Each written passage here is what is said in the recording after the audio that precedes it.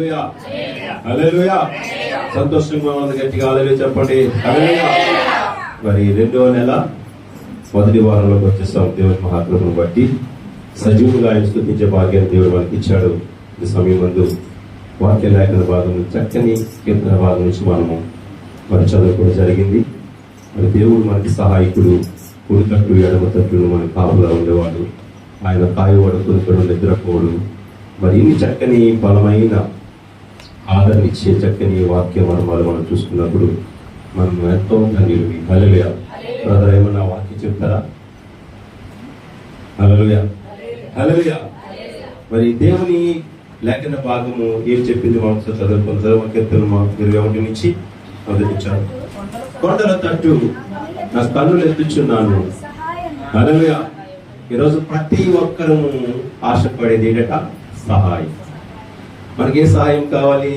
దేవుని సహాయం కావాలి. ఆ సహాయం కోసమే మన ప్రయాస, ఆ సహాయం కోసమే మన వేదన, ఆ సహాయం కోసమే మన అనుదినము చేస్తున్న ప్రార్థన, విజ్ఞాపన అన్ని కూడా దేవుడి నుంచి ఏదో మనం పొందుకోవాలి. ఆ పొందుకోవాలన్నది ఆయన ఇవ్వనందుకైతే సిద్ధంగా ఉన్నాడు, కానీ అందుకోవడానికి మనం సిద్ధంగా ఉన్నామో లేదో అని మనం గమనించుకోవాల్సిన విషయం ఎంతో ఉంది. హల్లెలూయా. సో ప్రతిదీ కూడా మనకైతే చాలా కష్టమే, కానీ దేవునికి మాత్రము సమస్తమును సాధ్యము. మన వల్ల అయితే ఏమీ కాదు, మనం ఏమీ చేయలేని నిమిత్త మాత్రులు మాత్రమే. ఆయన సమస్తము చేయగల సమర్థుడు. హల్లెలూయా.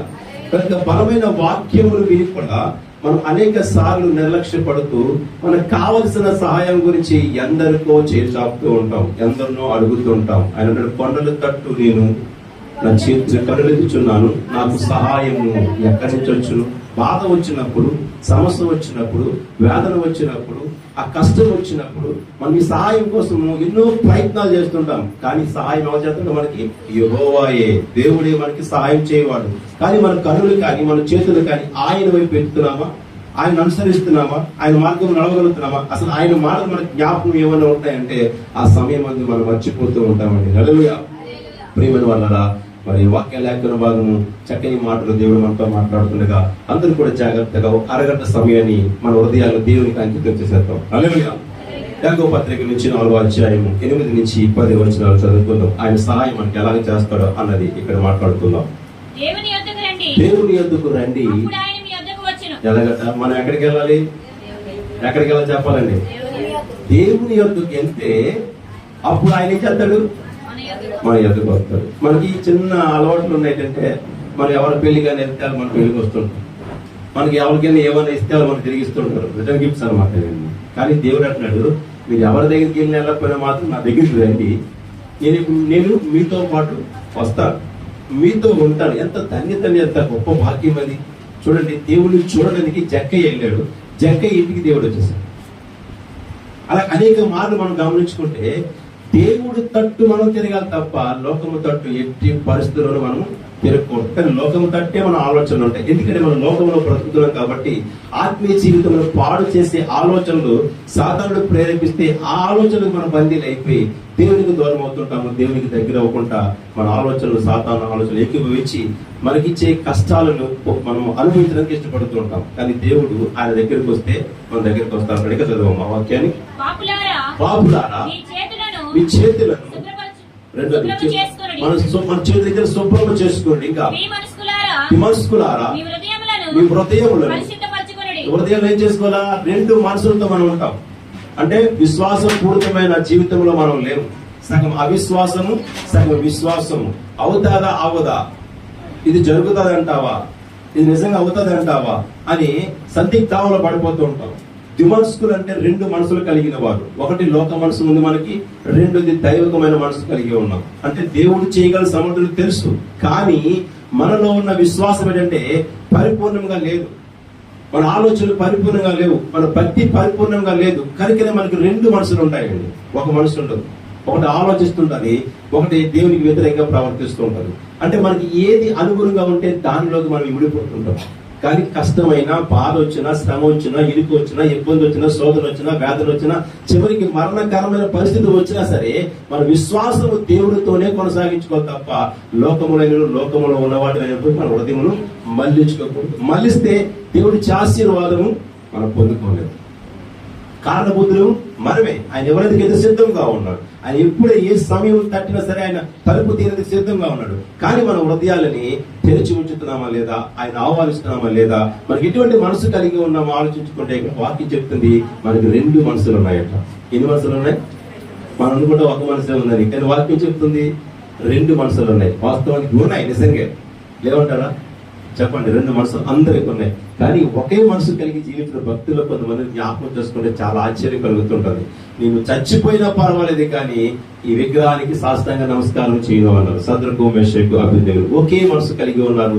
దేవుని మీద పరిపూర్ణమైన ఆధారపడి ఉన్నారు. అంటే నాకు ఏం చేసినా పర్వాలేదు, దేవుడే చేయగల సమర్థుడు. మేము ఏమైనా పర్వాలేదు, నష్టం కలిగినా మాకేమైనా పర్వాలేదు, మేము దేవునితోనే జీవిస్తాం. అటువంటి మనసు కలిగిన వాడు యోబు గారు ఉన్నారు. అటువంటి మనసు కలిగిన వాడు దానియేలు గారు ఉన్నారు. హల్లెలూయా. ఇటువంటి భక్తుల గురించి విని కూడా మనకి ఎందుకు పరిపూర్ణమైన విశ్వాసం రావట్లేదు, పరిపూర్ణ నమ్మకం రావట్లేదంటే మనం ఎప్పుడు కూడా మనుషుల మీద ఆధారపడి జీవిస్తుంటాం అండి. హల్లెలూయా. మన కష్టం మీద ఆధారపడి జీవిస్తుంటాం. మనం పని చేసుకుంటాం, కష్టపడుతున్నాం కాబట్టి మన జీవన పద్ధతి గడుతుంది కాబట్టి అది చేస్తేనే మన బ్రతుకులు నడుస్తాయి అనుకుంటాం. కానీ పొరపాటున దేవుని వాక్యం ఏం చెప్తుంటారు? యోహాను సువార్త 10వ అధ్యాయము 7వ వచనం ఒకసారి చదవమా. యోహాను సువార్త 10వ అధ్యాయము 7వ వచనం. నా యందు మీరును ఆయన యందు మనం ఉండాలట, మన యందు ఆయన మాటలు జ్ఞాపకం ఉండదు. ఉంటాయంటారా మనకి? చెప్పండి. ఆయన మాట మనకు జ్ఞాపకం ఉంటాయా? వింటాం. ఈ ఆదివారం వింటాం, మళ్ళీ వచ్చే ఆదివారం ఏ వాక్య సందేశం జరిగిందంటే ఎవరికి గుర్తుంటుంది, మర్చిపోతాం. అంటే ఆయన వాక్యం మనలో లేదు. ఆయన వాక్యం మనలో ఉంటే మనం చేసే ప్రతి పని కూడా మనకు జ్ఞాపకం ఉంటుంది. దేవుడు వాక్యం సెలవిస్తుంది, ఆయన వాక్యాన్ని మన హృదయంలో భద్రపరచుకోమని. మనం చదివిన ఆయన వాక్యాన్ని గోడలకు పరిమితం చేస్తున్నాము, లేదా ఆ విశ్రాంతి ధర్మకు పరిమితం చేస్తున్నాం, కానీ వాక్యాన్ని హృదయంలో ఉంచుకోలేకపోతున్నాం. నా యందు మీరును మీ యందు నా మాటలు నిలిచినేలా ఏది కావాలో అడగలుగుతున్నాడు. హల్లెలూయా. మనకి ఏది కావాలి, సో అడిగే ముందు మనం ఏం చేయాలి? ఆయన దగ్గరికి వెళ్ళాలి. మన కార్యాలు జరగాలి అంటే మన పరిపూర్ణ విశ్వాసం కావాలి, నమ్మకం కావాలి, ఆయన మీద ఆధారపడి జీవించాలి. లోకములో దేనినైనా మనం పెంచేసుకుంటే, దేని మీదైనా ఆధారపడితే ఆయన మాత్రం ఎట్టి పరిస్థితుల్లో మనకు సహాయం చేయడానికి ఇష్టపడడు. హల్లెలూయా. ఏమండి ఎంత కదంటారా? ఒక భార్య భర్తను నమ్ముకుని జీవించుకుని ఆ భార్య కోసం ఎన్నో శ్రమలు పడుతున్నాడు భర్త. తనకు కావలసిన ప్రతి వస్తువును సమకూరుస్తున్న భర్త. ఎందుకని? తన మీద ఆధారపడి బ్రతుకుతుంది అండి. ఒకవేళ భార్య కన్నా నువ్వు ఎలాగపోయినా పర్లేదు, నా బతుకు నేను బ్రతకగలను అనుకోండి, రేపు పొద్దు నుంచి ఏమీ తేడా. ఎందుకంటే నీ బతుకులు బతుకున్నావు కదా, నేను ఎందుకు? నువ్వు ఆమె పూర్తిగా డిపెండ్ అయ్యి లేవు. ఈ రోజు మనం ఆయన మీద పూర్తిగా డిపెండ్ అయి ఉండాలి. మన నమ్మకం, మన శ్వాస, మన జీవం సమస్తం ఆయన అయి ఉండాలి. అప్పుడే ఆయన మనల్ని కలుగు చేసుకుంటాడు మనల్ని. హల్లెలూయా. మీరు బహుగా ఫలించడం వలన ఎవరికంటే సంతోషం వస్తుంది. మీ పిల్లలు బాగా చదువుకున్నారు, మంచి ఉద్యోగం చేస్తారు, మీరు అంటారు నా కొడుకు మంచి ఉద్యోగం వచ్చిందమ్మా అంటారా? ఇప్పుడు మనం బహుగా ఫలించడం వల్ల ఎవరు సంతోషపడతారు? దేవుడు సంతోషపడతాడు. మనం చూసి గర్వపడతాడు. ఆయన నా బిడ్డలు నేను చెప్పిన మాట ప్రకారం జీవించగలిగాడు, నా మాట విన్నారు కనుక నేను ఆశీర్వదించబడుతున్నారు. లోకంలో ఉన్న వాళ్ళు అసహించుకోవచ్చు, మనల్ని అసూయగా చూడవచ్చు. అసూయ పనులు చాలా మంది ఉంటారు లోకంలో. ఒకరు బాగుపడితే ఒకరు చూడలేరండి. కుటుంబంలో చాలా మంది అన్నదమ్ములు ఉంటారు, అక్క చెల్లు ఉంటారు. ఒకరు భార్య కూడా ఉండొచ్చు. భర్త మంచి వస్త్రాలు వేసుకుంటే భార్య చూడలేదు. భార్య బాగా అందంగా తయారీ మంచి వస్త్రాలు భర్త చూడలేడు. ఇటువంటి మనసుతో కలిగి కూడా ఉంటారు. కానీ ఈయన మాత్రం అన్నాడు దేవుడు, నువ్వు ఎక్కడ ఉన్నా, ఏ పరిస్థితిలో ఉన్నా సరే, నువ్వు ఫలించడం వల్ల నా తండ్రి ఆనందపడతాడు. హల్లెలూయా. ఆయన సంతోషపడతాడు. ఆయన సంతోషపరచవలసిన బాధ్యత మన మీద ఉందండి. ఎందుకంటే ఈ సృష్టిలో మొదటిగా మనం నిర్మించిన దేవుడు ఆయనే. ఆయన ద్వారా మనం పుట్టామని సంకల్పం ద్వారా మనం బ్రతుకుతున్నాం ఈ రోజు. కనుక మనం ఏ విషయంలో కన్నా మన భార్యను సంతోషపరచడం, మన పిల్లలు సంతోషపరచడం అనేది పక్కన పెడితే మొదటిగా మన దేవుని సంతోషపరచాలి. నేను నా తండ్రి ఆజ్ఞను గైకొన్నట్లు ఆయన ప్రేమ యందు నిలిచిన ప్రకారము, ఆయన ప్రేమ యందు నిలిచిన ప్రకారం ఇప్పుడు కష్టాలు వస్తాయి. యేసు ప్రభువు ఆయన ప్రేమకు బందీ అయిపోయాడు. ఎందుకంటే నీకు రాబోయేది ఏముందో, జరగబోయేది ఏముందో ముందుగానే చెప్పాడు ఆయన. నీకు జరుగుతున్నది ఏంటో కూడా ముందుగానే చెప్పాడు యెషయా గ్రంథంలో. నువ్వు పుడతావు, తర్వాత కష్టాలు పడతావు, బాధలు అనిపిస్తావు. మామూలు బాధలు కాదండి, భయంకరమైన బాధలు అనిపిస్తావు. అంటే ఆ మాటలంట యేసు ప్రభు జ్ఞాపకం వస్తున్నాడు. యెషయా గ్రంథం 50వ అధ్యాయం రాయబడి ఉంటుంది మాట. ఆయన విరుగుడు బుద్ధి కలిగించక ఏమా గడ్డములు పెరిగి వారికి నా గడ్డమును దూరం చేసుకోలేదు, ఉమ్ము వేయ వారికి నా ముఖమును దూరం చేసుకోలేదు అని మాట్లాడుతా. అంటే ఆయన విలుగుడు బుద్ధి జ్ఞాపకం ఉంది. కానీ మనకైతే మాటలు జ్ఞాపకం ఉంటాయా? యెషయా గ్రంథంలో ఉన్న ప్రవచనాన్ని యేసు ప్రభు తన జీవితంలో అనుభవిస్తూ ఆ మాటలు తనకున్న ప్రతి కష్టంలో కూడా ఆ మాటలు జ్ఞాపకం చేసిన ప్రభువా నువ్వు చెప్పింది నెరవేరుస్తుంది తండ్రి, నువ్వు అన్న మాట ప్రకారం నేను జీవిస్తున్నాను, ఏదైనా నేను చెప్తే నీ మీద ఆధారపడబడుతున్నాను అని చెప్పాడు. తిరిగి ఇప్పుడు వద్దాను లేచిన మన లెక్కలో ప్రభు యెహోవా నా చెవికి వినుబుద్ధి పుట్టింపగా నేను ఆయన మీద తిరుగుబాటు చేయలేదు. ఎందుకు కొడుతున్నారయ్యా మీరు, ఎందుకు తిడుతున్నారు, నాలో నేరం ఏంటి ఏ రోజున ప్రభు ప్రశ్నించాడా? ఒక్క ప్రశ్న కనిపించదు. ఎందుకంటే అక్కడ మాట వినబడుతుంది, ఆయనకి ఆయన మాట వినబడుతుంది, ఆయన స్వరం వినిస్తుంది. మనం ఈ లోక స్వరం కోసం ఆలోచిస్తాం, ఆయన పరలోకపు తండ్రి స్వరం వింటూ ఉన్నాడు ఎప్పుడు కూడా ప్రతి క్షణం. ఆయన బ్రతుకు తిరుగులు ఎన్నో కష్టాలు, ఎన్నో బాధలు, తిండి లేని రోజులు, అపవిత్రాత్మలు తన వెంటాడిన రోజులు ఇన్ని ఉన్నా సరే ఆయనకి మాత్రం దేవుని స్వరం మాత్రం వినిపిస్తుంది. రాబోయేది ఆలోచించు, నీకు రాబోయే మహిమను ఆలోచించు, రాబోయే ప్రభావం ఆలోచించు, రాబోయే ఆశీర్వాదం ఆలోచించు. తాత్కాలికంగా ఈ రోజు నీకు శ్రమలు ఉన్నాయని ఒకవేళ తొట్టిల్లిపోయినా నీ పాదము తొట్టిల్లని అంటే మనం పడిపోం, మనం జారి పడిపోతున్న ఆయన కాపలా కాకుండా వాక్యం ద్వారా మనకి హల్లెలూయా. ప్రియమైన వాళ్ళరా, వాక్యము బలమైనదే కానీ మనము మాత్రం బలహీనము. అందులో మనుషులకు అసాధ్యము కానీ దేవునికి సమస్తము సాధ్యము. కుట్టివారికి నా వీపు అప్పగించితిని, వెంట్రుకలు పెరుగు వారికి నా చెంపలు అప్పగించితిని, ఉమ్మి వేయి వారికి అవమానపరచు వారికి. మనం ఏం చేద్దాం? ఆలోచించండి, ఒక ఆశీర్వాదం వెనకాల ఎన్ని కష్టాలు ఉన్నాయండి, ఆలోచించండి ఒకసారి. సో ఆయన వివాహం చేసుకోలేని కారణం ఆయన పిల్లలు మనమే, ఓకేనా? ఆయన సంతోషం అనుభవించలేదు కారణం మనం సంతోషపరచనందుకు, ఆయన ఆకలితో ఉన్నాడు కారణం మనం కడుపు నింపనందుకు, ఏమా ఆయన మరణించిన సిద్ధంగా ఉన్నాడు కారణం మన పరలోక రాజ్యం తీసుకెళ్ళినందుకు. ఇంత త్యాగం చేసిన యేసయ్యను మనం ఎలా సంతోషపరుస్తున్నామండి? ఆలోచించుకొని ఎప్పుడు మన కోసమే బ్రతుకుతాం, మన తిండి, మన బట్ట, మన యాత్ర తప్ప నేను దేవుడి కోసం బ్రతకగలుగుతాను ఏ రోజైనా ఆలోచించుకున్నామా? నేను దేవుడి కోసం బ్రతుకుతున్నానని ఒక్కసారి ఆలోచించుకోండి. దేవుడి కోసం బ్రతికితే మీరు ఒక ఆత్మను రక్షించండి. నరకానికి వెళ్ళిపోతాను ఆత్మను పాపలు చాలా మంది కనిపిస్తూ ఉండొచ్చు, వాళ్ళు మంచి మార్గంలో తీసేయండి, వాళ్ళకి మంచి బోధ చేయండి, యేసుప్రభువు బోధలు చేయండి, సహాయం చేతనైతే సహాయం చేయండి. ఒకవేళ మీ వల్ల కాకపోతే మేము ఉన్నాం, మా ద్వారా ఏమైనా సహాయం చేస్తాం చెయ్యండి ఒక మంచి మార్గాన్ని. ఆయన సంతోషపడతాడు. ఎందుకంటే ఒక ఆత్మ చెడిపోతే మన ఇంటి పక్కలు ఒకవేళ బాగా సంపాదించుకున్నారు, అతను చెడిపోయేటువంటి పర్వాలేదు మనకెందుకు అనుకోండి, కానీ ఒక ఆత్మ నశించిపోతే మాత్రం ఆయన చాలా బాధపడుతుంటాడు. సో మన ఆత్మకి ఎంత విలువ కోసం ఆలోచించండి. ఈ ప్రాణం ఉన్నంత వరకే ఇది. ఒకవేళ మన దేహం విడిచిపోతే మనం ఏమి చేయగలం? ఇప్పుడు సంపాదించవచ్చు, తినొచ్చు, నచ్చిన వస్త్రం ధరించవచ్చు, నచ్చిన బంగారం వేసుకోవచ్చు, ఎలాగైనా బ్రతకొచ్చు. కానీ ఇంటి నుంచి మాత్రం వెళ్ళిపోయిందంటే మాత్రం తీసుకెళ్ళి అక్కడ పారేస్తారు, ముందు బయట పారేస్తారు. ఎంత ఎంత మంచి బ్రతుకు బతికినా, కోట్లు సంపాదించినా సరే మనం బీరువాలో పెట్టరు, పట్టు పరుగులు పెట్టరండి. ఆ చాప కట్టి పాడిగట్టి బయటనే పారేస్తారు. మనం ఆయన సంతోషపరిస్తే ఈ రోజు మనం అనుభవించిన కష్టాలు, బాధలు ఇవన్నీ కూడా మన ముందు అనుభవించిన భక్తుల కంటే ఎక్కువ కాదు మనం. కాకపోతే మనలో ఉన్న నిర్లక్ష్యం, మనలో ఉన్న ఆలోచన, నా కుటుంబము, నా బాధ, నా తిండి, నా బట్ట అనుకుని మనం ప్రయాసపడుతుంది తప్ప ఈ ప్రయాస అంతా వ్యర్థమని మంచి భక్తులు, జ్ఞానయుక్తమైన భక్తులు సొలొమోను గారు మాట్లాడతారు. అదే ఇదంతా గాలికేనట. ఇదంతా దేనికి? గాలికే. గాలికేనండి నిజంగా. ఒక్కరు నిన్న మా సహోదరి, మా పెదనాన్న గారు అమ్మాయి చనిపోయింది జనవరి 2వ తారీఖు. మీకు అందరికీ తెలుసు. 3వ తారీఖు మనం కార్యక్రమం చేసుకుని 2వ తారీఖున మా చెల్లి చనిపోయింది. Same date, correct date to date అనమాట. నెల అయింది, 3వ తారీఖు అక్క చనిపోయింది. వాళ్ళ అమ్మాయి చనిపోయింది. కానీ మా అక్క చాలా నాకంటే పెద్దది. మా ఇద్దరు ఫోటో ఉంటే తెస్తాను, వాళ్ళ ఇంట్లో దాచుకున్న జాగ్రత్తగా. చాలా పెద్దది నాకంట. అయితే ఆ అమ్మాయి ఆ వయసులో ఉండే ఇంచుమించు, అంటే ఆ అమ్మాయికి నాకంటే పెద్ద అంటే 51-52 సంవత్సరాలు ఉండొచ్చు ఉంటే. బహుశా ఆమెకు ఒక తండ్రి పరిచయం చేస్తున్నాడండి. అసలు ఆలోచించవలసిన విషయం. తండ్రి ముందు బిడ్డలు ఆ స్థితిలో ఉంటే ఆ క్షోభ ఎలాగుంటుందో అన్నది ఆ తండ్రికి తెలుస్తుంది. ఆ స్థితి మనకు రాకుండా ఉండాలని దేవుని కోరికను నెరవేర్చే వారిని ఉండాలి. మనం బాధపడడం ఆయనకి ఇష్టం ఉండదు, మనం ఏడడం ఆయనకి ఇష్టం ఉండదు. మనం సంతోషపరచనందుకు ఆయన శ్రమను ఉందండి ప్రియమైన వాళ్ళరా.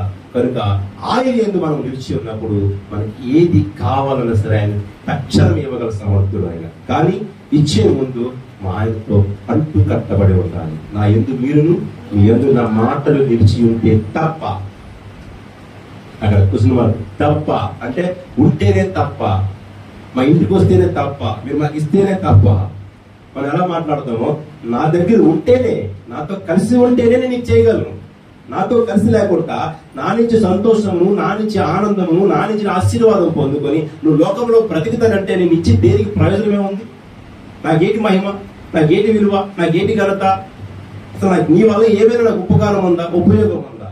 సో నీ వల్ల నీ సాటి మనిషికి ఉపయోగం ఉందా, ఉపకారం ఉందా? ఏదైనా గమనించుకుంటే అక్కడ ఏది కూడా యేసు ప్రభువుతో మనం క్యాలిక్యులేషన్ చేసుకోలేము. కానీ ఆయనలాగా బ్రతకమని మనం చెప్తున్నాడు దేవుడు. హల్లెలూయా. ఇంకో వాక్యం చూసుకుందాం. లూకా సువార్త 6వ అధ్యాయం 46వ వచనం చదువుకుందాం. లూకా సువార్త 6వ అధ్యాయం 46వ వచనం.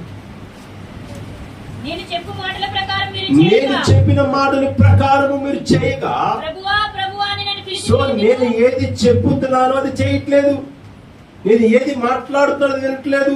కానీ మీ అవసరతల కోసము, అక్కర్ల కోసము, కష్టాల కోసము, భోగభాగ్యాల కోసము, సుఖాల కోసము, ఆనందం కోసము ప్రతి విషయంలో నన్ను పిలుస్తున్నారు, అన్ని విషయాలను పిలుస్తున్నారు. కానీ కారణం ఏంటి? అసలు నేను ఏం చెప్తున్నాను, మీకు ఏం చేయమంటున్నాను? అన్యాయం చేయమని దేవుడు మనకు చెప్పాడా?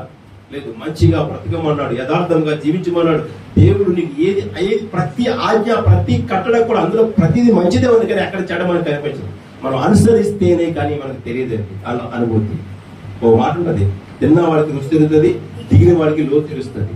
దిగేది కాబట్టి ఆ యొక్క జీవ ఆహారం నేను భుజిస్తున్నాను కాబట్టి దాని విలువ నాకు తెలుసు. అందుకని కొన్ని సందర్భాలు మాట్లాడడానికి కన్నీళ్ళు వస్తుంటే నాకు, ఎందుకంటే ఆ అనుభూతి వేరే, ఆనందం వేరే, ఆ సంతోషం వేరే, ఆత్మలోంచి పుట్టుకొస్తా ఆనందం. అటువంటి ఆనంద భరితమే మనం ఉండాలని కోరిక. ప్రియమైన వాళ్ళగా ఇంకో మాట చదివిస్తున్నాడు దేవుడు అంటే ఆ కీర్తన గ్రంథం 55వ అధ్యాయము 22వ వచనం ఒకసారి మనం చదువుకుందాం. 52వ అధ్యాయం 55వ అధ్యాయం 22వ వచనం. నీ భారము ఎవరి మీద మోపమంది వాక్యం? మనం ఎవరి మీద మోపుతాం చెప్పండి? ఎవరి మీద మోపుతాం? ఎవరి మీద మోపుతాం చెప్పండి? మాస్టర్ గారికి ఆదివారం తెల్లవారు లేచి అర్జెంటుగా బయలుదేరి చర్చికి వెళ్ళిపోదాం అన్నప్పుడు ఏం చేశాడు? 9 గంటలకు వచ్చినప్పుడు ఏం చేసిందంటే గబగబా లేసి కుక్కర్ ఆన్ చేసేసి అందులో రైస్ పెట్టేసి అమ్మ ఈ అమ్మ కాలకృత్యాలు చేసుకొని వచ్చేటప్పుడు అన్నం అయిపోయింది. కుక్కర్ కదా, మనకి చాలా టెక్కిటీసీ పనులు కావాలని ఓర్చుకుని తిన్న అన్నం బలమైనదా, కుక్కర్లో బలమైనదా? బలమైనదా. మనం ఏం చేస్తాం? మన ఆరోగ్యాన్ని, ఎందుకంటే మనకి షార్ట్ టైంలో అన్నీ అయిపోవాలా. ప్రార్థన కూడా షార్ట్ టైమే. ప్రార్థన చేసిన దేవుడు మనకి వెంటనే ఇచ్చారనమాట. ఇవ్వకపోతే నాకు ఇవ్వలేదు ప్రభు, నేను ప్రార్థన చేస్తాను అంటాం. అసలు మన ప్రార్థన ఎలాగుందో కూడా మనం గమనించుకోం. ఇలాగా ఈ అమ్మ తయారు చేస్తున్నాను ఒకదాన్ని. నువ్వు వంట గురించి ఆదివారం ఆలోచించకమ్మా, ఆలోచించక. అసలు వంట ప్రసక్తిని పెట్టద్దు. వంట పెట్టాలని నాకు వద్దు. ఎన్నో టైం వదిలి రెడీ అయ్యి ఉండు, శుభ్రంగా దేవుని మందిరానికి వెళ్ళిపోతాం, శుభ్రంగా పరిచయం చేసుకుందాం, వస్తాం, ఆ సమయానికి ఏది ఉంటే అదే తిందాం. మాకోసమే ఉండాలి కదా. నేను ఆమె తిన్నాను, నేను వద్దు అంటాను. మానేసింది. అక్కడి నుంచి ఎవరో భోజనం పిలుస్తారు. మా మంట సంగతి బాగా ఎవరు పెట్టి చెప్పండి. అంటే లోకంలో బ్రతుకుతున్న పరిపూర్ణమైన భక్తులు లేకపోయినా ఎంతో కొంత భక్తిలో ఉన్న నాకు దేవుడు పోషిస్తున్నప్పుడు పరిపూర్ణమైన భక్తిలో ఉన్న దేవుడు పోషించడా? మరి ఇంకా ఎందుకు వాక్యానికి విరుద్ధంగా జీవిస్తాం మనం? ఇంకా ఎందుకు వాక్యానికి విరుద్ధంగా జీవిస్తాము? అసలు మన భారాన్ని ఎప్పుడైనా దేవుడి మీద పెట్టామా? నా భారం నీ మీద పెడుతున్నానయ్యా, నా బ్రతుకంతా నీది, నన్ను ఎలాగ మలుచుకుంటావు అలాగ మలుచుకోగలుగుతున్నామా? అలా అయిపోతున్నాం. దీనికి ఒక చిన్న ఉపమానం చెప్తాను మీకు. ఒక మంచి శిల్పి ఉన్నాడు, మంచి శిల్పి. ఆ శిల్పికి ఒక రోజు ఒక రాయి దొరికిందట. రాయి దొరికినప్పుడు ఆ శిల్పి ఆ రాయి దగ్గరికి వెళ్ళి మాట్లాడుతాడట. రాయా నేను ఒక మాట చెప్తాను, వింటావా అని అడిగాడట. చెప్పండి. ఏ మాట అంటే, నేనేమీ లేదు, మంచి ఒక బొమ్మగా తయారు చేయాలనుకుంటున్నాను. మరి తయారు చేయడానికి నువ్వు నా దగ్గర ఉండాలి. నేను చుట్టుతోను శానాలతోను కొడుతూ ఉంటాను, ఆ బాధ భరించాలి. ఇవన్నీ భరించగలిగినప్పుడు నీకు ఒక చక్కని రూపం వస్తుంది, అప్పుడు నీకు విలువ పెరుగుతుంది అని చెప్పాడట. నీకు ఒక నమస్కారం బాబు, కొట్టద్దు తిట్టద్దు, నేను అసలు నాకు అవసరం లేదని చెప్పిందట రాయి. అనగాని ఈ రాయిని తీసి పక్కన పారేశాడట. పారేసి ఇంకో రాయి దగ్గరికి అడిగాడట. రాయా నేను ఒక మంచి శిల్పంగా తయారు చేయాలనుకుంటున్నాను, నువ్వు ఒప్పుకుంటావంటే నీ ఇష్టం అని చెప్పిందట. ఏమన్నట? నీ ఇష్టము. అంటే వెంటనే ఆ రాయిని తీసుకొచ్చి ఆ శిల్పం కూర్చొని దాన్ని ఏమి చేయాలో అని ఇచ్చిన ఆలోచన ప్రకారంగా అటువంటి చక్కని శిల్పాన్ని తయారు చేశారు. తయారు చేసిన తర్వాత ఆ శిల్పం చాలా అందంగా ఉంది. ఈ అందంగా ఉన్న శిల్పాన్ని చూసి ఈ శిల్పి మురిసిపోతారట. చాలా అందంగా ఉంది శిల్పం కనుక ఇది ఎక్కడ పెడితే బాగుంటుందని ఆలోచించి అందరికీ కనిపించేలాగా పెడితే బాగుంటది. ప్రతి ఒక్క నేత్రాలు ఆ శిల్పం మీద పడతాయి. ఆ శిల్పికి పేరు వస్తుంది, ఆ శిల్పానికి పేరు వస్తుంది చెప్పి అందమైన ప్రదేశంలో పెట్టాడు. ప్రతి ఒక్కరు కలుదృష్టి శిల్పం పడుతుంది. ఈ పారిసి రాయలు చూసారా, ఆ రాయిని తీసుకొచ్చి ఆ ముందు పెట్టాడట. ముందు వద్దన్న రాయిని తీసుకొచ్చి ఆ శిల్పం ముందు పెట్టాడట. వచ్చిన ప్రతి ఒక్కరు కూడా ఆ రాయి మీద నుంచొని శిల్పాన్ని చూస్తున్నారు. ఈ శిల్పం కింద నుంచి ఏడుస్తుందట.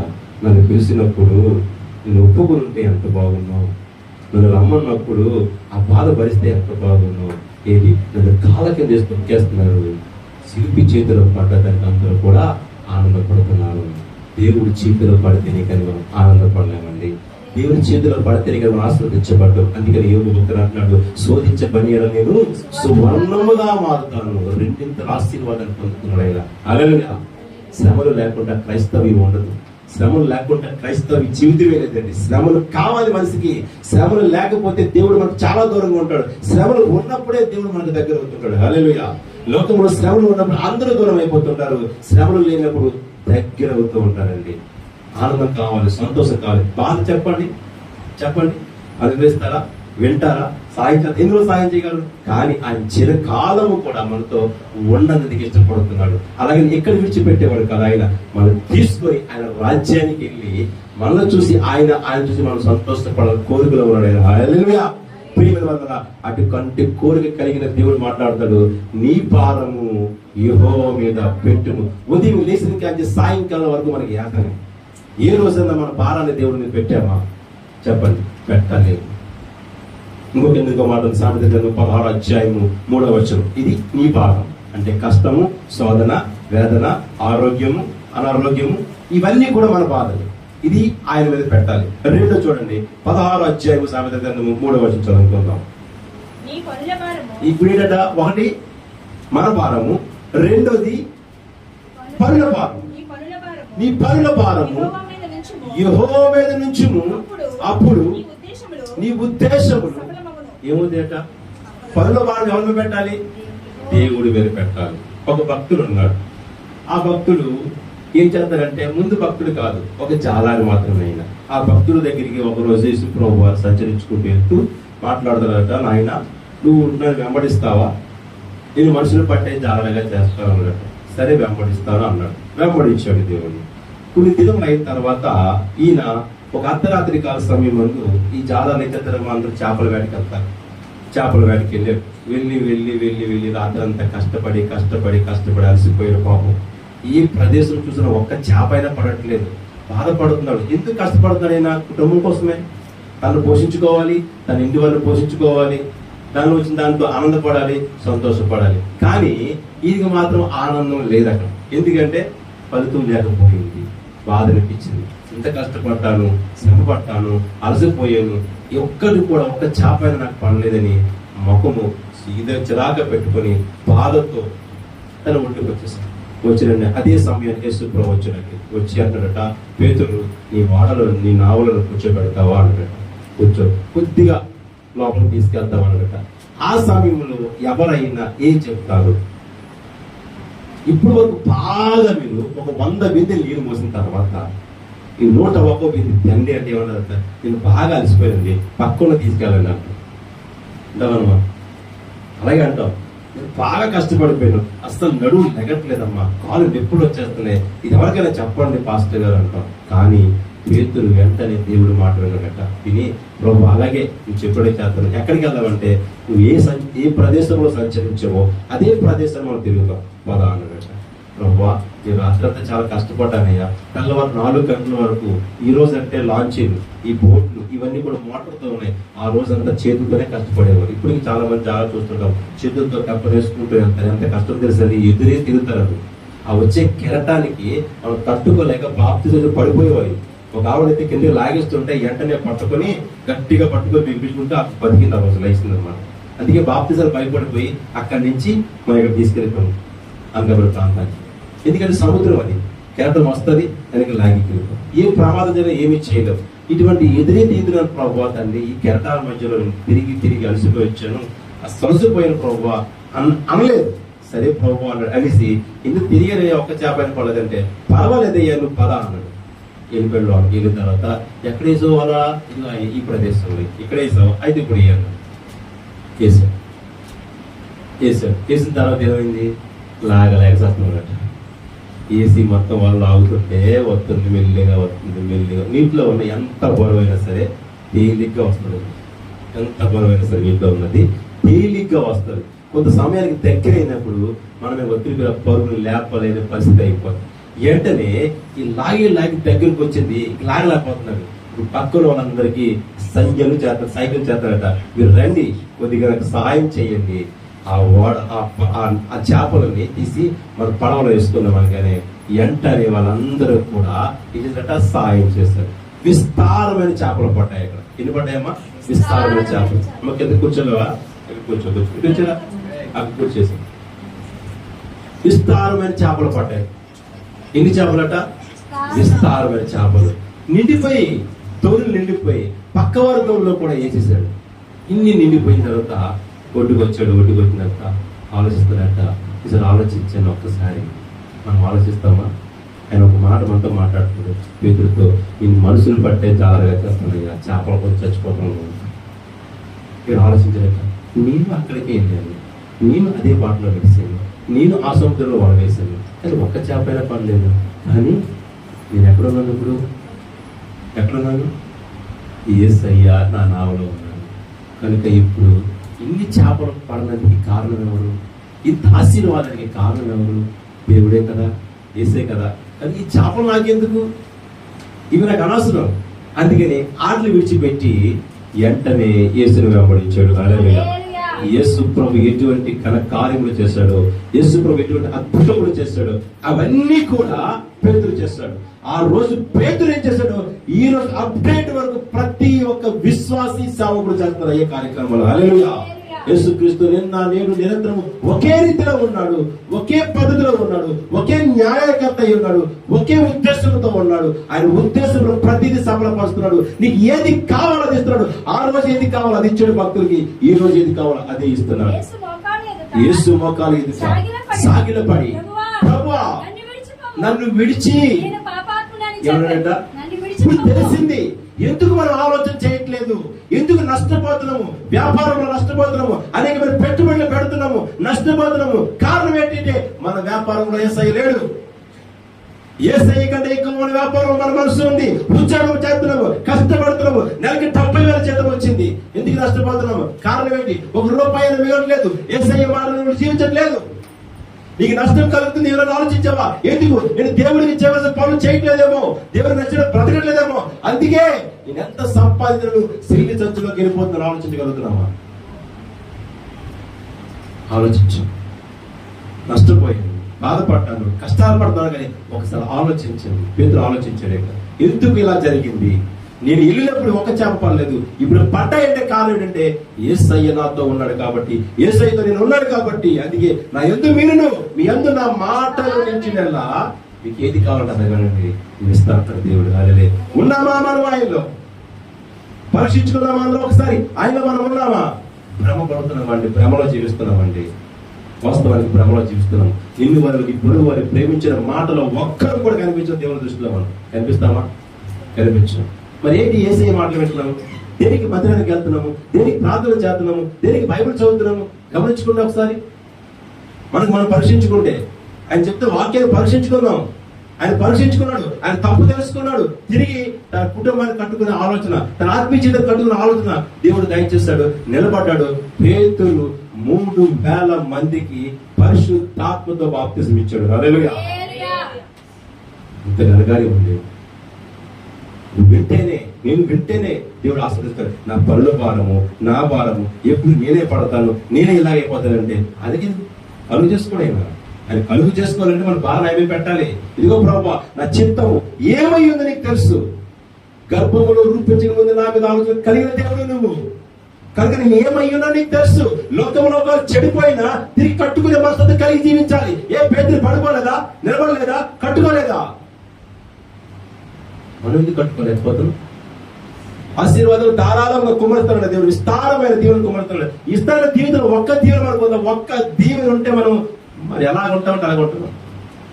మనం ఎవడో పట్టుకోలేడు, దేవుడే పట్టుకోలేకపోతున్నాం. మనం ఒక్క దీవెన పరిపూర్ణంగా దేవుడు మనకి దేవుడు పట్టుకోలేడు. మనం ప్రియమైన వల్ల కష్టాలు, నష్టాలు, బాధలు, వ్యాధులు, సమస్యలు ఏదైనా సరే ఆయన మాకు చాలా టేక్ ఇట్ ఈజీ, మనకే కష్టం. హల్లెలూయా.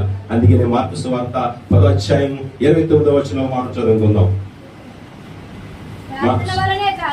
ప్రార్థన వల్లనే కానీ మరి దేని వల్ల ఇటువంటి ఉదయం అసాధ్యమని చెప్పాను. ఇంకా కిందకి వెళ్ళు. ఇది మనుషునికి అసాధ్యము కానీ దేవునికి సమస్తమును సాధ్యమట. అవును కాదంటారా? వీడు మారడం చాలా కష్టము. ఈ జీవితంలో మార్పు రాదు. నన్ను కని పెంచి పెద్ద చేసి లాలించి పాలించి నాకు నచ్చిన ఫుడ్ పెట్టిన నా తల్లి, నాకు నచ్చిన వస్తువులు ఇచ్చిన నా తండ్రి ఆడుతున్న మాటలు వాస్తవం చెప్తున్నాను. నేను మారడం చాలా కష్టం. వీడు ఎందుకు పనికిరాడు కుటుంబానికి, కానీ వాడు భార్య పిల్లలు తప్ప లోకంలో ఎవడో అవసరం లేదు. వాడికి అది దేవుడితో పని లేదు. దేవుడి గురించి ఇంచుమించు 9 గంటలకు కూర్చొని తెల్లవారు 4 గంటల వరకు వ్యతిరేకంగా మాట్లాడిన వాడి వ్యక్తిని నేను. మా తమ్ముడు, మా నాన్న ఆశ్చర్యపోయారు, అంతా వ్యతిరేకం అన్నమాట. నేను కష్టపడుతున్నప్పుడు దేవుడు ఎక్కడి నుంచి వచ్చాడండి? నేను సంపాదించిన దేవుడు ఎక్కడి నుంచి వచ్చాడు? ఇవన్నీ మాట్లాడుతుంటే లాస్ట్కి ఇసుకుపోయి నా మీద చిరాకు పడిపోయి ఇది ఎందుకు పనికిరాడు అంటే మా తమ్ముడు అంటాడు, ఇలాంటి వాడిని దేవుడు పట్టుకున్నాడు ఏదో రోజు అన్న. ఇదేమా ఈ రోజు దేవుడు కేవలం నిజంగా ఆయన అన్న మాట కానీ దేవుడు వాస్తవం నెరవేర్చనమాట. నువ్వు వాళ్ళకి పనికి రాక నాకు పనికి వస్తావు. ఈ రోజు మనము ఎవ్వరికి పనికి రాకపోవచ్చు, కానీ దేవుడికి మాత్రం పనికి వస్తావు. హల్లెలూయా. ఈరోజు భార్య భర్తకి పనికి రాకపోవచ్చు, కానీ దేవుడికి పనికి వస్తుంది. ఈరోజు భర్త భార్యకి పనికి రాకపోవచ్చు, కానీ దేవుడికి పనికి వస్తుంది. పిల్లలు తల్లిదండ్రులు పనికి రాకపోవచ్చు, కానీ దేవుడికి పనికి వస్తారు. విసిరి వేయబడ్డ పాత్రను దేవుడు తీసుకొస్తాడు. మూల నిలబెట్టి మూల స్తంభంగా జాతర పనికి వచ్చే పాత్రగా ప్రియమైన వాళ్ళరా నీవు నీ పనుల భారము దేవుని మీద పెట్టు. అలాగే ఇక బైబిల్ గ్రంథంలో అనేకమైన భక్తులు అంటే రోగులు కూడా మనం చూసుకున్నాము. మార్కు సువార్త 9వ అధ్యాయము 14వ వచనంలో ఒక వాక్యం ఉంది. ఒక వ్యక్తికి దెయ్యం పట్టి అనేక దినముల నుంచి పీడిస్తుంది. వాడు తరచుగా అగ్నిలోనూ నీటిలో పడిపోతున్నాడు. ఇది బాల్యం నుండి అంట. ఇప్పటి నుంచి బాల్యం నుంచి వచ్చిన రోగాన్ని ఏ డాక్టర్ వల్ల కాలేదు. కాకపోతే యేసయ్య అక్కడికి వెళ్ళగానే, యేసయ్య ఆ వ్యక్తిని చూడగానే అందులో ఉన్న దెయ్యం బయటకు వచ్చేసింది. హల్లెలూయా. బాల్యం నుంచి వాళ్ళ వల్ల అయిందా? మాంత్రికుల దగ్గరికి వెళ్ళొచ్చు, భూములు కట్టి ఉండొచ్చు, ఎన్నో విగ్రహాల పూజలు చేసి ఉండొచ్చు, ఎన్నో మందులు వాడుండొచ్చు. ఎవరి వల్ల అయిందా? అవ్వలేదు. ఆయన అన్నాడు, వాళ్ళ వల్ల కాదు, అది నా వల్ల మాత్రమే అవుతుంది. కానీ ఆయన వల్ల అవ్వాలి అంటే మనం ఏం చేయాలట? ఆయనతో మనం కలిసి ఉండాలి. హల్లెలూయా. ఆయనతో మనం కలిసి ఉండాలి. కలిసి ఉన్నప్పుడే, కలిసి జీవించినప్పుడే, కలిసి నడిచినప్పుడే, కలిసి బ్రతికినప్పుడే కష్టమైన, శ్రమైన, బాధైన, ఇరుకైన, ఇబ్బందులు, శోధనైనా సరే నువ్వు జయించగలిగే సమర్థత దేవుడు నీకు ఇస్తాడు. హల్లెలూయా. ఎవరి సింహాలయంలో ధాన్యాలు పడిచినప్పుడు సింహాలను చూస్తే భయం వేస్తుంది. మనకు ఇప్పటికీ భయమే, అవునా కదా? ఒక సింహం మన ఈ మధ్య మన విశాఖపట్నం జూలో చూసారు కదా, ఒక ఎలుగుబంటి అవునా చంపేసింది ఒక వ్యక్తిని రీసెంట్ గాను. గత 2 సంవత్సరాల క్రితం ఢిల్లీ జూ పార్క్ లోని ఒక సింహం ఒక పులో ఒక తినేసింది. ఇవన్నీ వింటున్న వాళ్ళు. అటువంటివి ఆయన పొన్నులో బంధించి కొన్ని సింహాలు విడిచిపెట్టినప్పుడు ఆ సింహాలు చీల్చుకొని తినేయాలి దానియల్ని. కానీ దానియలు సింహాలకు భయపడలేదు, దేవుడికి భయపడ్డాడు. హల్లెలూయా. దేవుడు నా పక్షాన ఉండగా విరోధి ఏమి చేయలేడు. దానియేలుకి దేవుని మీద భారం కలిగి ఉన్నాడు. దానియేలు భారం అంతా దేవుని మీద వేసాడు. దానియేలుకి దేవుడు తప్ప లోకంలో ఎవరూ లేరు. దానియేలు దేవుని తప్ప ఈ లోకంలో ఎవరిని ఆశ్రయించలేదు, ఆశపడలేదు. ఆయన ఒకటే అన్నాడు, నేను బ్రతికినా చచ్చినా పర్లేదు, నేను దేవుని పనిలో ఉన్నాను, దేవుడే నన్ను సంరక్షించేవాడు, దేవుడే కాపాడేవాడని ప్రార్థన చేసుకుంటే సింహాలు తోక ముడుచుకొని కూర్చున్నాయి అక్కడ. దానియేలు దేవుడు కనిపిస్తున్నాడు. చెప్పండి కూడా దేవుని మహిమపరచడం. దానియేలు సింహాలు చూసి భయపడలేదు, మనం భయపడతాం. కారణం ఏంటంటే మన భారాన్ని ఆయన మీద పెట్టమండి. అందుకే ఈ లోకానికి భయపడతాం, జబ్బుకు భయపడతాం, జ్వరానికి భయపడతాం, తెగులుకి భయపడతాం, సమస్యకి భయపడతాం. ప్రతి దానికి భయమైన బ్రతుకు మనం ఎందుకుందంటే మన భారాన్ని దేవుని మీద పెట్టకపోవడం వల్ల. అంత భయంకరమైన సమస్య మన జీవితం ఎప్పుడు వచ్చింది? ఒక 10 కుక్కలు తీసుకొచ్చి కలిపేసి లోపల పడితే మన పరిస్థితి ఏంటి చెప్పండి? ఏంటి? రీసెంట్గా ఒక వీడియో చూశాను. ఒక చిన్న పిల్ల ఆడుకుంటే 3 కుక్కలు ఇష్టాసరంగా కలిసి చింపేస్తాను మన పెట్టినాయి. పాస్టర్ భయం వేసి, నాకే భయం వేసింది. ఏంటి అంత మోకంగా ఆ కుక్కలు వచ్చేస్తున్నాయి? సింహాలు ఇవి, కుక్కలు కాదు ఇవి. ఏమండి, అన్ని సింహాల మధ్య హ్యాపీగా ప్రశాంతంగా కూర్చొని నెమ్మది కలుగజేసిన దేవుడు. హల్లెలూయా. అటువంటి నెమ్మది నీకు నాకు ఉండాలంటే దేవుడు మీలో నాలో ఉండాలి. హల్లెలూయా.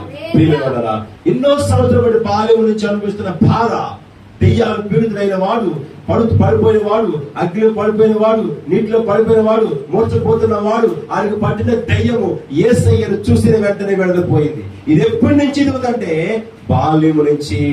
ఇది మనుషులకు అసాధ్యము కానీ దేవునికి సమస్తము సాధ్యము. దేవుని చూసిన తర్వాత దెయ్యం బయటకు వచ్చింది. మనం చూస్తే మనలో ఉన్న దెయ్యాలు అవతల్లోకి వెళ్తాయి. ఆ దెయ్యాలు మన దెయ్యాలు కలిపి దేవుని దూరం చేసేస్తాం. దేవుడు మాట విన్నాం. ఏమండి, మనకున్న ప్రతి ఒక్కరు ఆలోచించుకున్న ప్రేమ కదా. రెండోది చూసుకుంటే మార్కు సువార్త 5:25 ఉన్నది. 12 సంవత్సరాల నుంచి ఇవన్నీ జబ్బులే. 12 సంవత్సరాల నుంచి ఏ రోగం అంట? రక్తస్రావం రోగంతో ఉందట. 1, 2, 3 12 సంవత్సరాలు. ఏమమ్మా? 12 సంవత్సరాలు బాధపడుతూ వేదన పడుతూ చింతిస్తూ దుఃఖాక్రాంతులు అయిపోయి తన వయసు పాడు చేసుకుని, తన ధనము పాడు చేసుకుంటే తిరగలేని డాక్టరే లేడు. అందరి దగ్గరికి వెళ్ళింది. ఎవరి వలన అయిందా? అవ్వలేదు. ఈ డాక్టర్ కాదని ఆ డాక్టర్ కానీ ఈ డాక్టర్ మొత్తం అందరికి తన దగ్గర ఉన్న మొత్తం అంతా ధనమంతా ఖర్చు పెట్టేసింది. ₹1 మిగలేదు. చాలా చివరికి మొత్తం అంతా అయిపోయింది. 0 వచ్చేసింది. ఇప్పుడు ఏం చేయాలా? నాకు ఆశ్రయం ఎవరు? నన్ను రక్షించేవాడు ఎవడు? నన్ను కాపాడేవాడు ఎవడు? వైద్యుడు లేడు, అన్న లేడు, అక్క లేదు, తమ్ముడు లేడు, భార్య లేదు, పిల్లలు లేరు, ఎవరు లేరు. ఇంకా సంరక్షణకి ఎవరు కావాలి ఇప్పుడు? దేవుడు. యేసయ్య గురించి నేను విన్నాను. ఆయన దగ్గరికి వెళ్తే ఏమైనా అవుతుందేమో, ఏదైనా కార్యం జరుగుతుందేమో. ఎంతో మందికి చేసిన దేవుడు నాకు చేయడా? ఎంతో మందికి రోగాలు బాగుంచిన దేవుడు నాకు చేయడా అని ఒక విశ్వాసంతో వెళ్ళింది. వెనక నుంచి ముట్టుకుంటే చక్కగా స్వస్థత కలిగింది. హల్లెలూయా. ఇది మనుషులకు అసాధ్యము కానీ దేవునికి సమస్తము సాధ్యము. లూకాసు వార్త 13:10 మాట రాయబడుతుంది. 18 సంవత్సరాల నుంచి అట. ఇప్పుడట 18 సంవత్సరాలు గోనె వంగిపోయి నడవలేని పరిస్థితుల్లో ఉండి గోనెదానా ఇలా రా అన్నవారి మాత్రము ఈ రోజున చక్కగా పిలిచిన వారు ఎవ్వరూ కనిపించలేదు. అమ్మాని ప్రేమతో ఆదరించిన వారు ఎవరూ కనిపించలేదు. ఆ కష్టపడి బాధపడి గూలు వంచుకొని ఇంట్లో పని చేసుకుంటూ ఒకరోజు విశ్రాంతి దినములోకి దేవాలయంలోకి ప్రవేశించిందట. విశ్రాంతి దినమున ఆయన ఒక సమాజ మందిరంలో బోధించినప్పుడు 18 ఏళ్ల నుంచి బలహీనపరచుక దయ్యము ఆమెను పట్టిన ఒక స్త్రీ అతడు ఉండెను. ఆమె నడుము వంగిపోయి ఎలాగంటే అస్సలు నించోలేని పరిస్థితిలో ఉందండి. కింద కూర్చుంటే లేచి నుంచుంటే మన కాళ్ళు పట్టేస్తుంటాయి. ఒక్కోసారి లెగలేకపోతే నేను కూడా కూర్చొని ఒకసారి తిమ్మరైపోతుంటే ఒక్కోసారి లెగలేదు. అటువంటిది 18 సంవత్సరాలు ఒకే రోగంతో బాధపడుతుంది ఆమె. అటువంటి వ్యక్తి అట ఈ రోజు నేను దేవాలయానికి వెళ్ళిపోతాను, వెళ్ళి దేవుని మాటలు వింటాను, ఏంటి దేవుని దర్శించుకుంటానని ప్రయాస కలిగి వచ్చిందట. వచ్చి రాగానే యేసయ్య నేత్రాలు ఆమె పడిపోయి. అమ్మా, యేసు ఆమెను చూసి రమ్మని పిలిచి, అమ్మా ఎడట నీకున్న బలహీనత నుండి ఎడట ఇంకా విడుదల ఇంకా పొందలేదు ఆమె. కానీ ఆమెకు నమ్మకం పుట్టించేలాగా మాట్లాడాడు దేవుడు. హల్లెలూయా. చూడండి, ఈ రోజు మనం మాటలు వింటే అవతల వ్యక్తికి దేవుని మీద నమ్మకం కలగాలి. మన క్రియలు చూస్తే దేవుని మీద నమ్మకం కలగాలి. మన ప్రవర్తన చూస్తే దేవుని మీద నమ్మకం కలగాలి. అప్పుడే వాళ్ళలో స్వస్థత, వాళ్ళలో విడుదల, వాళ్ళలో ఘనమైన కార్యాలు జరుగుతాయి. మనల్ని చూసి మన వల్ల కాకపోతే వాళ్ళకి ఏమి నమ్ముతారు? అసలు మన ప్రవర్తన చూసి వీళ్ళు ప్రార్థన చేస్తే అయిపోద్దా అని అవిశ్వాసపరులు అయిపోతారు. అందుకని ముస్కరులారా అని ఒక మాట ఉంటుంది, అమ్మ దుమస్కులారా అని ఒక మాట ఉంది కదా. అంటే 2 మనసులు కలిగి మనమే ఉన్నప్పుడు మనమే దానికి అపారమైన నమ్మకం ఎలా వస్తుంది? మనలో చూసే కదా. అసలు దేవుడిని ఎవరో చూడలేదు. ఇక్కడ వాక్యం చెప్తుంది, నువ్వు చూడలేదు, నేను చూడలేదు, ఎవరు మన పెద్దలు కూడా చూడలేదు. కానీ చూసిన వారు ఏమంటారు, దేవుడు ఇలాగుంటాడు అక్కడ. అపోస్తలుడు పౌలు కూడా అన్నాడు, అయ్యా శిష్యులారా, మీరు ఎంతో ధనిలో తెలుసా, ఎందుకంటే ఆయనతో సంచరించి ఉన్నారు, ఆయనతో కలిసి భోజనం చేస్తూ ఉన్నారు, ఆయన ఆశ్చర్య కార్యం చూస్తూ ఉన్నారు. నాకైతే ఆ భాగ్యం లేదు, నేను ఆ భాగ్యం పొందుకోలేదు. మీరు అంతా కలిసి జీవించిన వారు మీలో యొక్క విశ్వాసమును బలపరచబడాలి, పెరగాలి, ఆశీర్వాదం పొందుకోవాలి. అటువంటిది మీరే బలహీనమైపోతే ఎలాగా? మనం నమ్మాము, దేవుళ్ళు నడుస్తున్నాము, ఆయన ఆశీర్వాదాలు పొందుకున్నాము. మనం బలహీనపరచబడితే లోకంలో అందరూ ఏం చేస్తారు? మనం చూసి దేవుడు నమ్ముతారా? దేవుడు మార్గంలో రాగలుగుతారా? విశ్వసిస్తారా? చూడలేరు. అలా విశ్వాసం ఏర్పడుతుంది. మన ప్రవర్తన బాగోలేదని చెప్పి ఎప్పుడు కూడా మన వెనకలో ఉన్న దేవుడిని ఎప్పుడు కూడా విశ్వసించరండి. హల్లెలూయా. ఆయన కనిపించేవాడు కాదు, కనిపించకుండా కార్యాలు చేసేవాడు ఆయన. హల్లెలూయా. మన హృదయంలోంచి, హృదయ ఘోషలోంచి ఆత్మతో కనిపించుకున్న దేవుడు ఆయన. ఆయన యేసు ఆమెను చూసి రమ్మని పిలిచి, అమ్మా నీ బలహీనత నుండి విడుదల పొంది ఉన్నావని ఆమెతో చెప్పి ఆమె మీద చేతి ఉంచగానే ఆమె చక్కగా నిలబడింది. ఎన్ని సంవత్సరాలు చెప్పండి? ఎన్ని సంవత్సరాలు? 18 సంవత్సరాలు. ఇది మనుషులకు అసాధ్యము గాని దేవునికి సమస్తము సాధ్యమైంది. యోహాను సువార్త 5:5 ఉంటది. ఇదంట మీది ఇంకా ఘోరం. 38 సంవత్సరాల నుంచి. ఎన్ని సంవత్సరాలట? 38 సంవత్సరాలు బట్టి ఒక రోగి కోనేటి వాళ్ళ దగ్గర కూర్చొని ఎవరు వచ్చి నాకు సహాయం చేస్తారో ఎదురు చూస్తున్నాడట. నాకు సహాయం ఎక్కడి నుంచి వచ్చును? కొండల తట్టు నా చేతిని తెచ్చున్నాను, నా కరుణ తెచ్చున్నాను, నాకు సహాయము ఎక్కడి నుంచి వచ్చును? సహాయం దేవుడిస్తున్న సంగతి తెలుసా? అసలు తెలీదా? ఒకవేళ తెలిస్తే ఎందుకు దేవుని మీద ఆధారపడి జీవించలేదు? ఇది ఎవరో వస్తారు, ఎవరో లేపుతారు, ఎవరో తీసుకెళ్తారంటే అవదండి. మీరు ఒకటి చెప్తాను, దేవుడు మందిరానికి వెళ్ళడానికి జత పెట్టుకోకండి, తోడు పెట్టుకోకండి. మీరు షాపింగ్ మాల్ తోడు పెట్టుకు వెళ్తారేమో, కానీ దేవుడు మందిరానికి నువ్వు వస్తే లేకపోతే మానే నేను ముందు వెళ్ళిపోతాను వచ్చేది దేవుడు మందిరానికి. అలాగే అంతే. ఎవరో భక్తి వాళ్ళే కాపాడుతాం, ఎవరి మట్టుకు వాళ్ళే పరలోక రాజ్యం వెళ్తాం. ఇప్పుడైతే కలిసి షాపింగ్ మాల్ చీర బాగుందా అక్క, ఈ చీర బాగుందా, ఇది బాగుందా, అది బాగుందా, నేను ఎత్తే చెప్పు కొంటాను, ఏదో గిఫ్ట్ ఇస్తాను బాగుందో చెప్పు అంటాం. అక్కడ అలాగే అవ్వదు. మనం సింగల్ గానే వెళ్ళాలి, మన భక్తి ఒంటరిగానే మనతోనే రావాలి. హల్లెలూయా. ప్రియమైన వాళ్ళరా, 38 సంవత్సరాలు కోనేటి వాగు దగ్గర కూర్చున్న వ్యక్తిని యేసయ్య పరామర్శించి మాట్లాడుతున్నాడట. అయ్యా ఎన్నాళ్ళు బట్టి ఇక్కడ అంటే 38 సంవత్సరాలు అయ్యా అన్నాడు. నాకు ఎవరు రాలేదయ్యా, తీసుకెళ్లేవాడు ఎదురు చూస్తానంటే రా లేవు నిల్చోవాడు. వెంటనే మునిగాడు, ఏరిగాడు. అదినట మొదటిగా అన్నట. అలా రాయకూడదు, బాగా చదవండి. ఏ రోగి అయితే ముందు వచ్చునో ఆ రోగే కదిలించబడినప్పుడు, నీళ్లు కదిలించబడినప్పుడు ఏ రోగి అయితే ముందు దిగుతాడో ఆ రోగికే స్వస్థత కలుగుతుంది. యేసు వాడు పడి ఉండడు చూచి అప్పుడు బహుకాలం నుండి ఆ స్థితిలో ఉన్నాడని ఎరిగి స్వస్థపరచగోరుచున్నావా అని అడగగా ఆ రోగి, అయ్యా నీళ్లు కదిలించబడినప్పుడు నన్ను కోనేటిలోకి దించుటకు నాకు ఎవడును సాయం కావాలి. నేను దించడానికి కూడా సాయం కావాలి. ఏం బాగుందని పోవచ్చు కదా, అప్పుడు రా తెలివితేటలు మనకనే రావండి. అందుకే అంటే సాయం ఎక్కడి నుంచి వస్తుంది చెప్తాం. కాళ్ళు కదిలించి కాళ్ళు దగ్గర పోవచ్చు కదా అని అడుగుతున్నాను. ఎందుకు వెళ్ళకూడదు? ఎవడో వస్తాడు, నేను ఆడే తీసుకెళ్తాను నన్ను. ఎన్నాళ్ళు బట్టి ఉండే ఉన్నాను కదా, ఉంటే కూడా ఉంటాను ఏదో తింది అనుకోండి. నన్ను ఎవరో తీసుకెళ్ళలేదు, ఎవరో తీసుకెళ్ళి నీకు నువ్వు వెళ్ళు. ఎంతమంది వెళ్ళిపోతారు, అక్కడ కోరడి దగ్గర కూర్చోరు, ఎక్కడో లేవు కదా, ఎక్కడి నుంచో వచ్చారంటే ముందు దిగదు. ఆ ముందు కూర్చో, ముందు వరుసలో కూర్చో. ఎప్పుడు కదిలించబడుతుంది అంటే గెంతేచ్చు కదా, అప్పుడే స్వస్థపరచబడుతుందా? అనేక సంవత్సరాల నుంచి ఆ కోరికలు అదే స్వస్థత జరుగుతున్నాయి. కానీ ఎందుకు జ్ఞానం లేదు? ఎవరి మీద ఆధారపడి బ్రతకడం. ఆయన భారాన్ని దేవుడి మీద వేసి లేడు, ఆయన మనసులో దేవుడు లేడు. ఎవరో వచ్చి చేస్తారు, ఆ కోరిక దగ్గర కూర్చొని పిచ్చోళ్ళగా ఉన్నాను, ఎవడో రూపాయి పాప వేస్తాడు, అవి తీసుకుని బతికేస్తాడు కూడా తప్ప దేవుడి మీద ఆధారపడి బ్రతికితే ఈ భిక్షగాడు బ్రతుకులకు ఉండదు అనే ధైర్యం లేవు. యేసు నీవు లేచి లెగలేని పరిస్థితుల్లో లేవు అంటే ఏమంటారు చెప్పండి ఒకసారి. మీకు జ్వరం వచ్చింది, పడుకున్నారు, లేగలేకపోతున్నారు, అమ్మా లేచి నడువు అనుకోండి, మీకు ఏమైనా పిచ్చుందా పాస్టర్ గారు అంటారు. సో ఒకరోజు జ్వరంకి 2 రోజుల జ్వరంకి నడువు నొప్పి వచ్చింది, అస్సలు నిలబడలేకపోతున్నారు, ఇలాగే ఉండగలుగుతున్నారు, పడుకుంటేనే మాత్రం బాగా ఉంటున్నారు, లేకపోతే ఉండలేకపోతున్నారు. అమ్మ లెగ్స్ నడువు, దేవుడు నావాడు.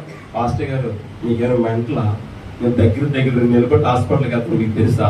అక్కడ మురళీకృష్ణ ఆ డాక్టర్కి ఎంత డబ్బులు ఖర్చు పెట్టారు తెలుసా? ఒక ఎక్స్రే 850 రూపాయలండి. తెలుసా మీకు?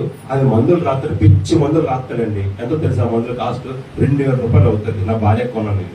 ఒక్కసారి ఆడ దగ్గర అందరికి వెళ్ళామనుకోండి, ఆ మందులు రాస్తే 2000 అవుతుంది. అంత కాస్ట్లీ మందులు రాస్తాడు. ఇన్నిసార్లు ఖర్చు పెట్టారు తెలుసా? మీరు వచ్చి ఇప్పుడు లేచే అంటే ఎలా లెక్కలు?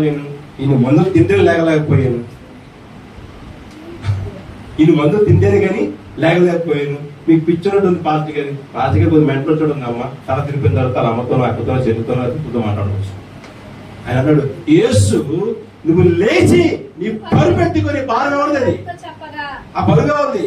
ఆ చెత్త ఎవరిది? ఆ చెడ ఎవరిది? ఇదన్నీ తీసుకెళ్లి కోరెంట్ల మూడుగా అన్నాడు. వెళ్ళి ఎంటనే లేచించినట ఎంటనే ఏమైంది? అసలు ఆ మాట చెప్పాడు ఎవరు లేడు. ఇప్పుడు ఆ మాట చెప్పేవాడు ఎవరు లేడు. నువ్వు లేచాడు అనుకో తినబడతావు అవసరం లేదండి.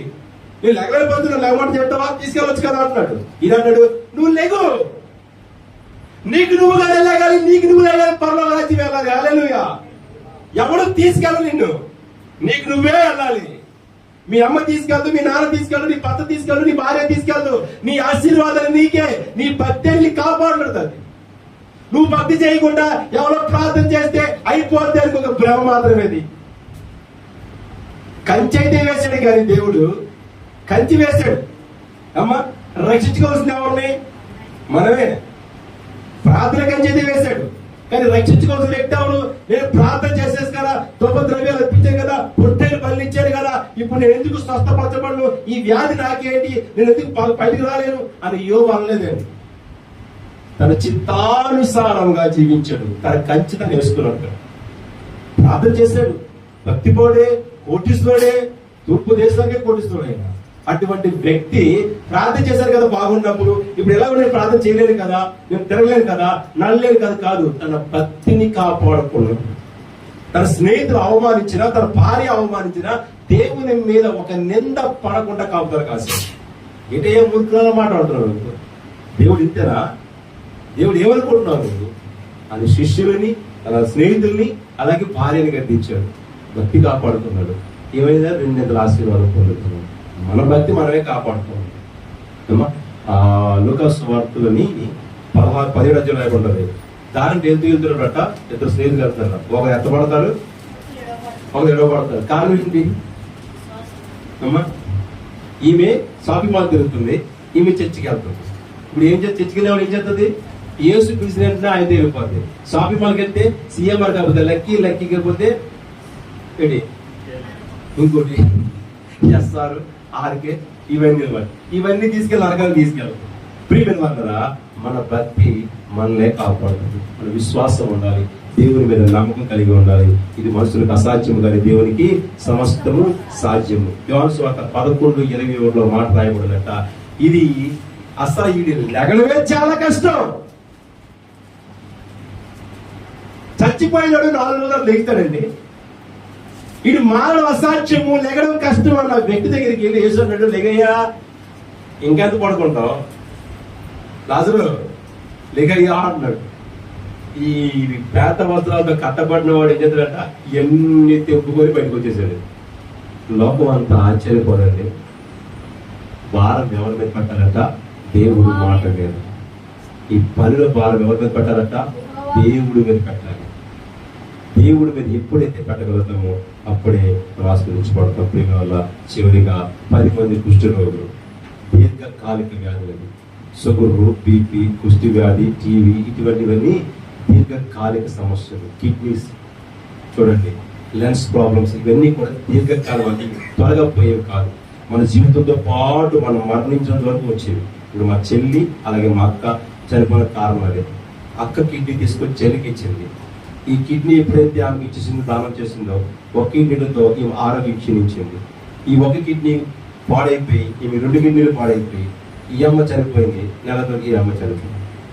దీర్ఘకాలిక వ్యాధులు, ఇటువంటి వ్యాధిగ్రస్తులు బైబిల్ గ్రంథంలో చాలా మంది మాకు కనిపిస్తుంటారు.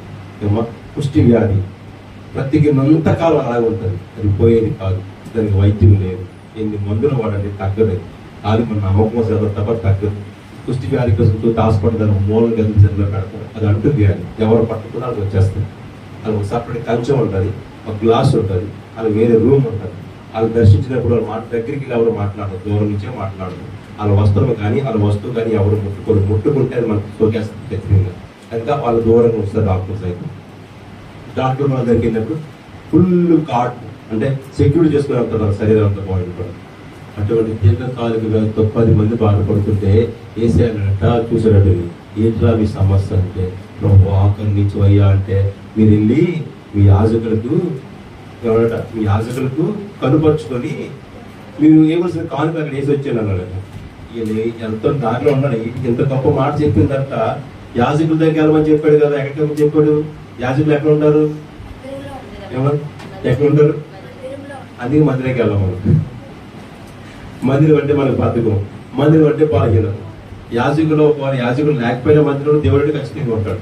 మీరు ఈ దేవాలయానికి వెళ్ళి యాజకునికి కనపరుచుకోండి, మీ పూర్వ స్థితిని ఇప్పుడున్న ప్రజెంట్ స్థితిని గమనించుకోండి అని చెప్పాడు. వెంటనే మీరు వెళ్తున్నట్టు దారిలోనే చక్కని స్వస్థ వచ్చేసింది. వెంటనే ఈ శరీరం అంతా మారిపోయింది, రూపురేఖలు మారిపోయి చక్కని అందం వచ్చేసింది. వెంటనే అంత ఆశ్చర్యపోయి ఎన్నాళ్ళ బట్టి నా పిల్లం కుష్ఠుడా అని తిడుతుంది. ముందు నా భార్య దగ్గరికి వెళ్తారు, భార్య దగ్గర పారిపోయాడు. ఒక అమ్మ దగ్గరికి, ఒక నాన్న దగ్గరికి, అందరి దగ్గరికి పారిపోయారు. అందరూ కూడా వాళ్ళు కనపరుచుకోవడానికి ఇప్పుడు మేము బాగా అయిపోయామని ఒకడు మాత్రం కృతజ్ఞత కలిగి ఇలాగ నేను బాగా అవడానికి కారణం ఏంటి తెలుసా? చెప్పండి, ఎవరు? నా దేవుడు. కృతజ్ఞతలు ఆలోచించండి. నిజంగా ఈ రోజు ఈ సరిహద్దులు కూర్చొని మనం ఎంత ధన్యత తెలుసండి. కృతజ్ఞత ఎంతో మందికి వచ్చినప్పుడు గవర్నమెంట్ విడుదల ఆవిడ ముగించారు. అందులో మనం లేదు. ఈ మందిరానికి వచ్చి ఈ దేహాన్ని, ఈ స్వరాన్ని, ఈ శరీరాన్ని దేవునికి అంకితం చేసుకోవాలి. అది చేసిన పని ఆయన. అందులో ఎంత బాగుందంటే, నేను నా ఒకప్పుడు జీవితం వేరే, ఇప్పుడు జీవితం వేరే. ఒకప్పుడు నా బ్రతుకు వేరే, ఇప్పుడు బ్రతుకు వేరే. ఒకప్పుడు సమాజంలోకి వెలువైపడ్డాను, ఇప్పుడు సమాజంలోకి వెళ్ళేలాగా దేవుడు చేశాడు. ఒకప్పుడు అందరూ చీకొట్టారు, ఇప్పుడు అందరూ కావాలని కోరుకున్నాడు. ఒకప్పుడు అందరూ ఎన్నో అన్నారు, ఇప్పుడు ఆయన అందరికి అవసరం కదా, దేవుడికి అవసరం ఉంది. కాబట్టి నేను మొదటిగా నా దేవుడి దగ్గరికి వెళ్ళిపోతాను. నా అమ్మ దగ్గరికి కాదు, నా చెల్లి దగ్గరికి కాదు, నా అన్నదమ్ముల దగ్గరికి కాదు, నా తోపుడు దగ్గరికి కాదు, నా బిడ్డల దగ్గరికి కాదు, నా లోపల స్నేహితులు కాదు. నన్ను ఎవరైతే బాగు చేశారో, నాకు ఎవరైతే స్వస్థతని ఇచ్చారో, నాకు ఎవరైతే ఆయుష్ని ఇచ్చారో, నాకు ఎవరైతే ఆరోగ్యం ఇచ్చారో, ఎవరైతే మళ్ళీ తిరిగి నా జీవితాన్ని కట్టారో ఆయన దగ్గరికి వెళ్ళి ప్రాధాన్యపడతానని పరిగెట్టి వచ్చేసాడు. వచ్చేసానయ్యా అన్నాడు. ఏమైందంటే, నేను వెళ్తున్నానయ్యా నువ్వు చెప్పిన మాట ప్రకారం యాజకుడిని కనపరుచుకుందామని. దారిలోనే నీ మహిమ కార్యములను ఆశ్చర్యపరిచింది. నా యాజకుడి కంటే గొప్పవాడివి నువ్వే.